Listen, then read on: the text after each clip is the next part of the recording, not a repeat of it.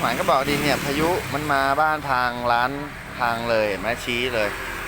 นี่ตรงไหนพังมากบ้านใครคะ ดูหลังคาตัวนู้นมันเป็นสีดำเลย บ้านเขาไม่พังหรอกของเราเนี่ยพังเนี่ยหลังคาเต็นท์ที่เราขายของเนี่ยพังเนี่ยเห็นไหม หลังคาเบนซ์ขาด อืม ดูขาดเลยอ่ะ ขาด ไปแล้ว ขาดหมดเลยน้ำหวานกลัวเปล่าก ลัว ตกใจเลยป่ะ จดใจอยู่ในนอนจดใจหมดเลย อ๋อลมมันแรงมากเลยนะพายุฝน จัดฝนฟ้า เฮ้ย